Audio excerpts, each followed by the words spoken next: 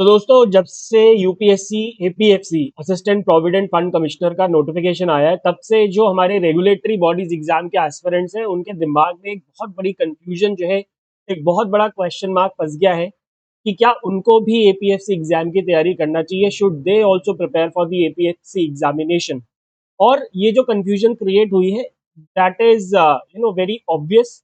और इसका रीजन मैं आपको बताता हूँ। रीजन ये है कि while preparing for regulatory bodies examination, the channels, the YouTube channels, the teachers that you guys are following, her channel पे एपीएफसी एग्जाम का जिक्र हो रहा है, एपीएफसी एग्जाम से रिलेटेड बातें चल रही है, एपीएफसी एग्जाम से रिलेटेड कंटेंट डाला जा रहा है। और ऐसे में बीइंग एन एस्पिरेंट ये मैं बहुत अच्छे से समझ सकता हूँ ये वाली चीज़, क्योंकि मैं भी एक समय पहले कुछ समय पहले तक एस्पिरेंट था। सो आप लोगों के अंदर ये चीज़ इसलिए आ रही है बिकॉज जैसे ही आपने नोटिफिकेशन देखा है ना, उस पे लाखों व्यूज़ देखे कि यार ये जो एग्ज़ाम है, एक तो कमिश्नर लेवल का एग्ज़ाम है, बहुत अच्छी सैलरी होगी, बहुत अच्छे पर्क्स अलाउंसेस होंगे, एक ही एग्ज़ाम देना है, उसके बाद सीधा इंटरव्यू है। तो इसलिए ये जो कन्फ्यूजन है ये क्रिएट होती है, क्योंकि जिन चैनल्स को आप फॉलो कर रहे हो उस पर रेगुलरली ये कंटेंट डाला जा रहा है कि एपीएफसी आ गया, एपीएफसी आ गया। ऑल्दो मैं ये नहीं कह रहा कि वो कंटेंट डालना गलत है, उनका काम है, हमारा भी काम है, मैं भी वही कर रहा हूँ। आज मैं आपको यही बता रहा हूँ कि आपको एपीएफसी या नहीं करनी चाहिए। तो इस कंफ्यूजन को दोस्तों दूर करने के लिए मैं आपको कुछ लॉजिकल बातें आज बताऊंगा। आई होप वो सुनने के बाद आपकी ये कंफ्यूजन दूर होगी। आई ट्राई माई बेस्ट कि आपका ये जो कंफ्यूजन वाला पार्ट है ये दूर हो जाए। ठीक है, चलिए स्टार्ट करते हैं। आगे बढ़ने से पहले, अपने आंसर की तरफ जाने से पहले मैं आपको बता देता हूँ कुछ नंबर्स, कुछ लॉजिक्स पर हम बात करेंगे जिससे आपको क्लैरिटी मिलेगी that whether you should prepare for this examination और नॉट। सबसे पहला तो दोस्तों ये है कि 2025 का जो पेपर हुआ था इसमें लगभग 5 लाख लोगों ने अप्लाई करा था और 1.5 लाख लोगों ने एग्जाम दिया था। ठीक है, तो पहली चीज तो ये हो गई कि कंपटीशन बहुत ज्यादा है और हर साल आपको पता है कि जिस तरह से हमारे देश में अनएम्प्लॉयमेंट बढ़ती जा रही है, तो ये जो नंबर है ये बढ़ेगा, ये कम नहीं होगा। 5 लाख का 6 लाख ही होगा। अभी हमने आरबीआई ग्रेड बी में भी देखा, 2025 में 83 वैकेंसीज थी तो 1 लाख समथिंग हजार फॉर्म थे। 2026 में 40 वैकेंसीज होने के बाद 25 से नंबर ऑफ एप्लीकेशन ज्यादा थे, है ना, जबकि वैकेंसीज आधी हो चुकी थी, उसके बाद भी नंबर ऑफ एप्लीकेशन जो थे वो 2025 से ज्यादा थे। सेम यहाँ पे भी होने वाला है। तो आपका जो ये नंबर ऑफ एप्लीकेंट्स होंगे इस एग्जाम के अंदर लगभग 5 से 6 लाख आसपास आराम से होने वाले हैं, डेफिनेटली होने वाले हैं। पहली बात तो ये समझ में आती है हमें। दूसरी बात ये है कि इसका जो सिलेबस है अगर आप उसकी तरफ फोकस करोगे दोस्तों तो it is not at all in consonance with the RBI और मे बी नबार्ड और सेबी और any other regulatory bodies examination except a few topics of course. इसमें आपको दोस्तों हिस्ट्री पढ़नी पड़ेगी, इसमें आपको कल्चर पढ़ना पड़ेगा, पॉलिटी पढ़ना पड़ेगा, ठीक है, इकोनॉमिक्स पढ़ना पड़ेगा, ठीक है जी, इकोनॉमिक्स पढ़ना पड़ेगा, जनरल साइंस पढ़नी पड़ेगी, इंडस्ट्रियल लॉस पढ़ना पड़ेगा, इंडस्ट्रियल लॉस पढ़ने पड़ेंगे, लेबर लॉस पढ़ने पड़ेंगे, अकाउंटेंसी के बेसिक प्रिंसिपल्स पढ़ने पड़ेंगे। ठीक है, अब इंग्लिश तो है ही साथ में और क्वांट तो है ही। अब इसमें से बहुत सारे टॉपिक्स डेफिनेटली ऐसे हैं जो कि आपके रेगुलेटरी एग्जाम के साथ कोलाइड करते हैं। ठीक है, जैसे फॉर एग्जाम्पल जो सेबी की तैयारी या फॉर दैट मैटर जो आरबीआई की भी तैयारी कर रहे हैं उनमें भी थोड़ा बहुत अकाउंटेंसी है, सेबी और पीएफआरडीए वालों का तो पूरा ही है। इंडस्ट्रियल लॉज ये आप लोगों के लिए नया होगा। इंग्लिश आप लोग प्रिपेयर कर रहे हैं, फॉन्ट आप लोग प्रिपेयर कर रहे हैं, इकोनॉमिक्स भी आप लोग कई प्रिपेयर कर रहे हैं। बट प्रॉब्लम ये है कि ये जो history, culture, polity, general science, ठीक है, ये सारे जो टॉपिक्स है ना ये आपके लिए डेफिनेटली प्रॉब्लम क्रिएट कर सकते हैं, क्योंकि आपका जो कंपटीशन होने वाला है ना उस पर भी मैं बात करूंगा। जो आपका कंपटीशन होने वाला है वो कोर यूपीएससी एस्पिरेंट्स के साथ होने वाला है, जिनके लिए ये टॉपिक्स बिल्कुल मुट्ठी में होते हैं। इनके लिए बहुत ईजी चीजें, ये पिछले 2 साल से 3 साल से 1 साल से इन्हीं चीजों को पढ़ रहे हैं, तो that is these topics are really very easy for them. ठीक है, दूसरी बात ये हो गई।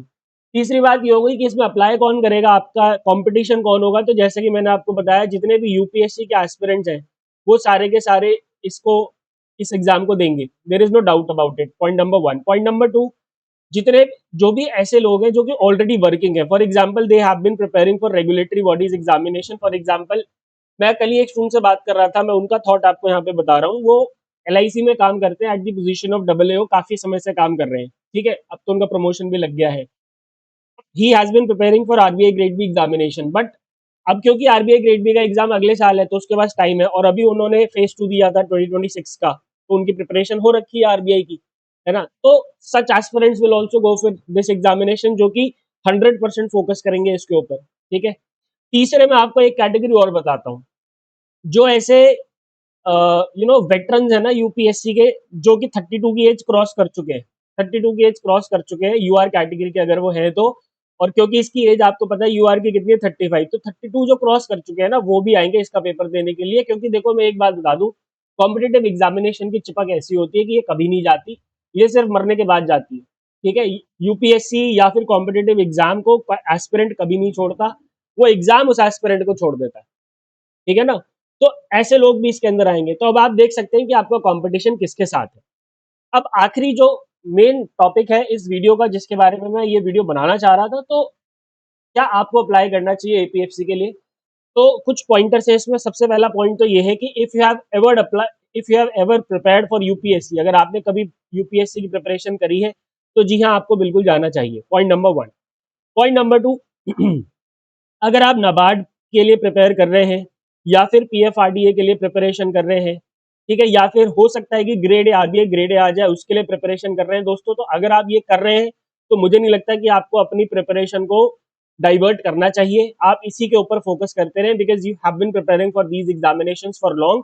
और अगर आप एपीएफसी के लिए जाएंगे तो this will be an altogether different examination, this is an altogether different examination for which the preparation would be altogether different. तो आप लोगों को डेफिनेटली जो है वो डाइवर्जन, आपकी जो प्रिपरेशन है वो पूरी तरीके से डाइवर्ट हो जाएगी और एक खिचड़ी बन जाएगी। तो मुझे नहीं लगता कि आप लोगों को प्रिपेयर करना चाहिए। तीसरे वो लोग हैं जो कि सिर्फ एक एग्जाम को पकड़ के बैठे हैं कि हमें सिर्फ आरबीआई ग्रेड बी का एग्जाम ही देना है, जो कि अब 2027 में होगा। ठीक है, ऑब्वियसली 2027 में होगा। And they are already working, ये कहीं ना कहीं काम कर रहे हैं, अच्छी सैलरी है इनकी, वेल एस्टैब्लिश्ड इनका करियर है। तो मुझे लगता है कि आपके पास 4 महीने हैं, और अगर आप इस एग्जाम को एक यू नो एक एक ट्राई देना चाहते हैं तो आप डेफिनेटली दीजिए। स्पेशली वो लोग जिनकी एलिजिबिलिटी अब खत्म हो चुकी है, जिनकी एलिजिबिलिटी अब खत्म हो चुकी है, यानी कि 30 ईयर्स उन्होंने क्रॉस कर दिए हैं। और चौथे टाइप के वो लोग हैं दोस्तों जिनको, अगेन एलिजिबिलिटी वाले, जिन्होंने कोई रेगुलेटरी बॉडी एग्जाम नहीं निकाला, बट या फॉर दैट मैटर कोई एग्जाम नहीं निकाला, बट उनकी एज जो है वो खत्म हो चुकी है, 30+ वो हो चुके हैं, तो डेफिनेटली जाइए, 4 महीने हैं, एग्जाम दीजिए। यू नेवर नो कि अपना पूरा 100% एफर्ट देने के बाद क्या पता आपका हो जाए। तो जो ये कैटेगरी के लोग हैं जो अभी बिल्कुल अनएम्प्लॉयड है, पहली बात। दूसरी बात, they are preparing for these upcoming examination, जो कि अगले कुछ महीनों में आने वाला है नोटिफिकेशन। तो मुझे नहीं लगता कि आपको इसके लिए प्रिपेयर करना चाहिए।